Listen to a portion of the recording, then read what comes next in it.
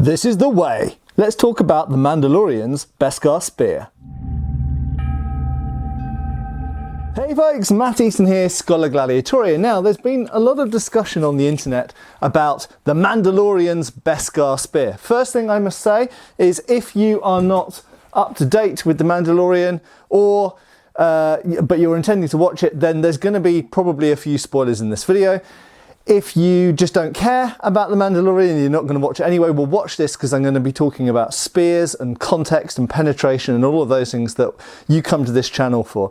Now, there's been a lot of discussion about the Beskar spear on the Mandalorian, how it's used, its design, is it good, is it bad? So we're going to address a few of these things as concisely as Matt Easton can be.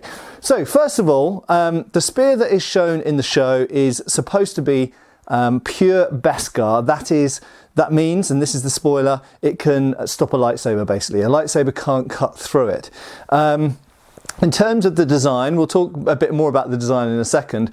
It appears to be inspired by Bronze Age spearheads, perhaps combined with certain African types of spear. But of course, spears have been around for a long, long time, and spears are made of metal, both bronze and iron and steel. Of course, they come from all over the world, many, many different cultures, and some of them, even though they might be quite far in distance and time, can be very, very similar.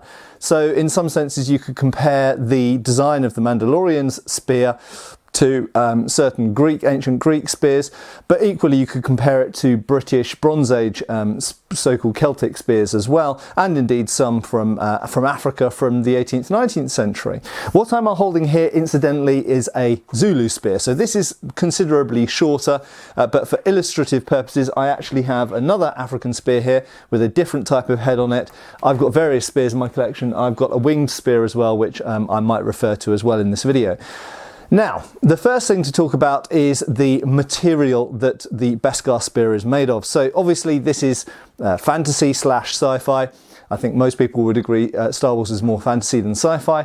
And all we really know about this material is that it can't be cut through by a lightsaber. I've seen some people, and I'm a Star Wars fan, seen some people erroneously describe Beskar as indestructible. Well, if something was indestructible, you'd have a hard time making anything out of it, wouldn't you? So clearly Beskar is not indestructible because you have to be able to make a spear out of it. You have to be able to destruct it to reconstruct it into a new shape.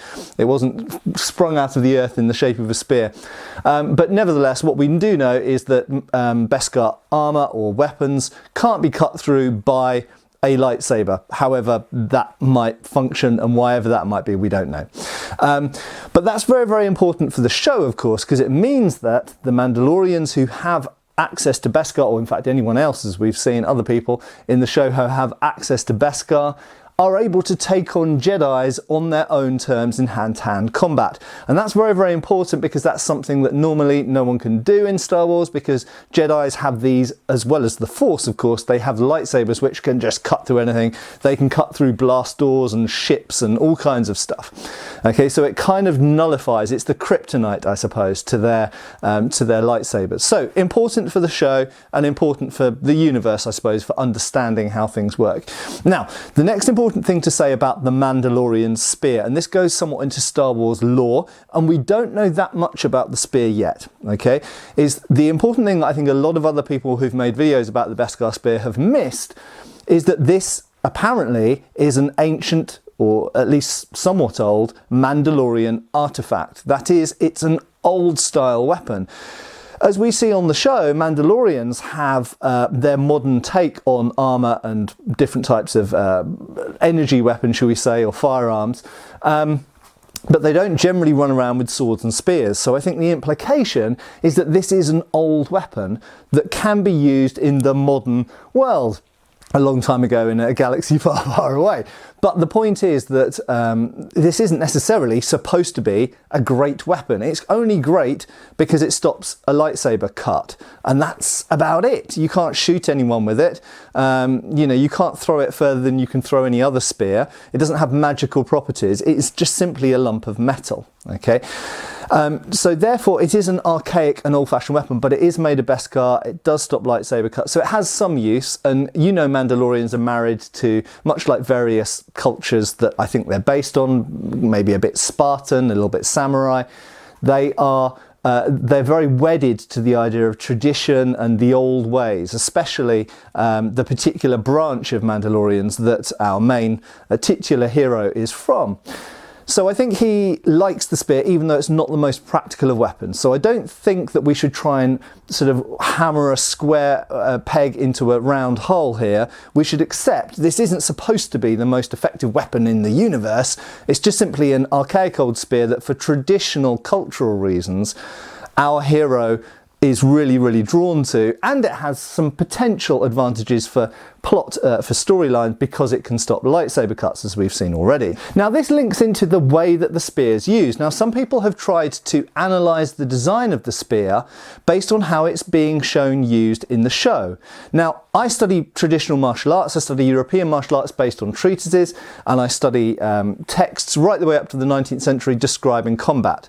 And there's one very important thing that a lot of these people who don't study those texts and those sources and don't train martial arts like I do have completely missed, because they wouldn't get it. And that is that if you pick up an archaic old weapon that you're using for reasons of culture and tradition and everything else, you're going to use it in the way that you see fit. But that doesn't mean that that's the way that the weapon was designed to be used.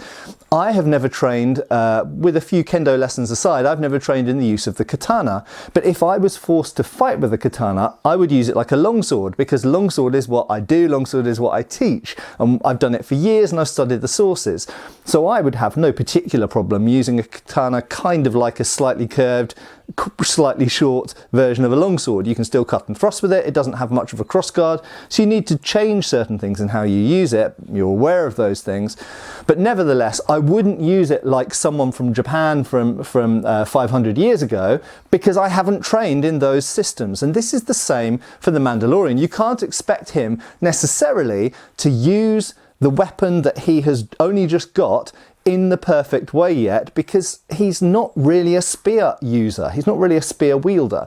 And yes, he uses it kind of like a quarterstaff. So what we can interpret from that, and as a fan of Star Wars and as someone who loves the Mandalorian series, what my brain went was, okay, he's not using that in the most optimal way, but he's probably using it in the way that is relevant for his training. So he's probably trained with staff, maybe with a long gun with a bayonet on the end, maybe he's done bayonet stuff. So he's using it kind of like that. He's not necessarily using it in the most clever way for that specific design of weapon. So rather than looking at the weapon and saying, is he using that in the best way, you should instead look at what martial arts is he trained, and therefore look at it from that point of view, and he's just using that spear in the way that's relevant for his training. Now, in terms of the design of the Beskar spear, again, some people have criticised the shape of the head, the fact that it maybe doesn't have enough cutting portion of the blade, that it's got a mid-rib, which is actually a hollow part of the socket that we find on Bronze Age spears as well. It's actually quite common on historical spears. The thickness and length of the shaft and things like that.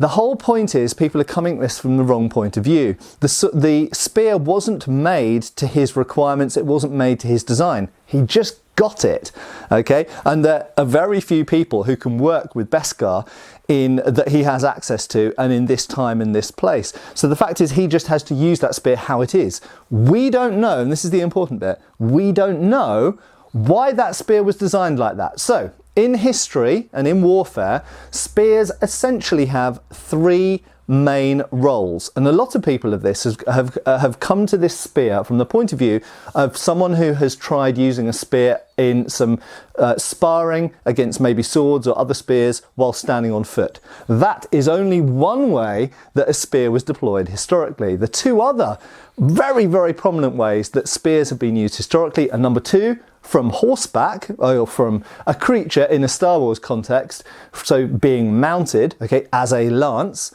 number one, and number two, as a thrown weapon. Now, if you look at the proportions of the Beskar spear in The Mandalorian, My conclusion is that it could have been used for any one of those things, and possibly, because it's quite similar to certain Bronze Age and Iron Age ancient world spears, I would actually say it's designed to be able to be used for all three. It's not especially long, which means it's not really going to be used as a pike in massed formations. It's probably not going to be used very often in a mounted situation, because you want something really that's a bit longer for a mounted situation. It's probably predominantly a foot combat weapon, and probably intended to be used with a shield of some kind, okay? Not being used by itself as a two-handed weapon. It's probably actually designed to be used with a shield and used as a one-handed weapon in all the ways that one-handed spears are predominantly used historically, like on ancient Greek vases, for example. And those spears are often also thrown. It's clearly not a specialised throwing spear, and here I happen to have one, of course. Now you'll notice that this is an incredibly slim piece of wood. The incredibly slim piece of wood of this spear would be no good for hand-to-hand combat. Yes, you could hold right up the socket and use this like a big dagger, but primarily that is a spear of which you'd probably have maybe 2 or 3 of them clutched behind your shield hand, and you would throw them as far as you can, and then you'd have a sturdier, stouter spear like this, or like the big spear behind me, that you'd actually use in close combat. So the Beskar spear shown in the Mandalorian, to me, is clearly a combination spear, probably one-handed, probably for using with a shield, originally in the ancient Mandalorian world when it was made, and on Mandalore, and it's not probably something that's completely perfectly designed for using as a two-handed weapon on foot, although you can do, and equally it's probably not a mounted lance, because it's not really long enough in my opinion, although you could use it like that. It would be still longer than a sword, for example, and we know swords were used a lot on horseback or whatever creature you're riding. The other thing I want to mention as well is people talked about the thickness of the shaft on the Beskar spear and its weight. We really can't say anything constructive about that, because we don't know how much Beskar, we don't know the density of Beskar, we don't know how much it weighs per square centimetre or whatever, but equally we don't know the construction of the shaft. Now, a lot of people have noted that there is a fully metallic structure, that it's not like got a Beskar head with a wooden shaft. That wouldn't really work against lightsabers very well, but it has a metallic shaft. Now, a lot of people have said, oh, therefore it must be very heavy.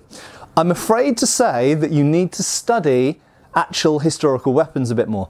There are fully metallic spears that exist, particularly in Qajar, Persia from the 18th, 19th century, and they're hollow. Okay, now there are 2 ways of making a hollow metal shaft for a weapon. We find metal shafts on spears, on maces, warhammers, even on battle axes, things like this. So usually when you have a tubular shaft, it can be solid, and if it's solid it's very thin, or it can be tubular. Now remember, when something's tubular, the weight depends on how thick the walls of the tube are, and how thick the walls of the tube are also relate to how thick the outside diameter of the shaft will be, and we really don't know any of these things. My guess, looking at it at the prop, is that it's definitely hollow. It's not a solid piece of metal, because it would be too heavy for the choreography. It's definitely a tube, and I think if that was made out of Beskar, whatever the weight of Beskar is, we can assume, because people wear it as armour, that it's sort of like the weight of steel. It might be a bit heavier than steel, but probably not as heavy as lead, for example. So it's within normal kind of metallic weights. It's not as light as aluminium, it's not as heavy as lead. And so therefore I would assume that the Beskar spear must have a hollow shaft, but we don't know how hollow it is, and we don't know how thick the walls of that shaft is. And I should also mention that traditionally some hollow shafted metallic weapons did have wood inside the metallic shaft for rigidity, to prevent them from being compressed, squished and bent easily. So there are a whole bunch of things about this Beskar spear that we can only guess at, and I think the one thing that most people have missed is we don't know the history of it. We don't know why it was built that way and what it was intended for. But based on historical, real-world comparisons, my conclusion is that it is a spear predominantly supposed to be used in one hand with a shield, for fighting on foot, it could be used on horseback at a push, and it could be thrown as well, although it's not a specialised throwing spear. Now, one very last thing I want to mention is about the fact that some people have noted that it doesn't seem to have any cutting capacity on the Mandalorian's spear, but the way that he uses it is somewhat like a staff, and so it would be good if it had cutting capacity. Well, again, this comes back to the point, the Mandalorian is fighting in the style that he's been trained in. Doesn't mean that it's necessarily particularly compatible with the spear that he's just inherited. So, you know, that spear might be a foreign type of weapon to him, and he's not really trained in that weapon's use, firstly. But secondly, think about the context of Mandalorians. So we don't know an awful lot about ancient Mandalore history, although we know a little bit in the now non-canon Old Republic graphic novels. And we know that the Mandalorians have always worn armour. Okay, clearly it wasn't as high-tech as it is now in the Mandalorian series, but they've always worn armour. Now, cutting spears are not terribly useful against armour. The fact is that if people are wearing plate armour on a lot of their body, then thrusting weapons are by far the most important and dominant things. And if we look at the historical European combat treatises where people are fighting in armour, they practically never use cutting polearms. Cutting polearms seem to have become a lot more popular at the end of the 15th century and into the 16th century, when a lot of soldiers started wearing less armour again. But for armoured knights wearing full plate armour, they used thrusting spears, and they thrust into gaps between the armour. So actually the Mandalorian's Beskar spear, being a thrusting weapon, is perfectly suited to Mandalorians fighting other Mandalorians, other clans and tribes, because they're fighting in armour against armour and wanting to thrust in gaps. I hope that's been somewhat entertaining and interesting. There are lots of other good videos out there on the subject of the Mandalorian at the moment. It's a series I'm enjoying a lot. I'm watching all of the videos that other people are making. So I hope you're enjoying those if you're watching the show, because there's a lot of good content on YouTube, so go and check some of that out as well. Thanks a lot for watching. Give us a like and a subscribe, and I'll see you again soon on Schola Gladiatoria channel. This is the way.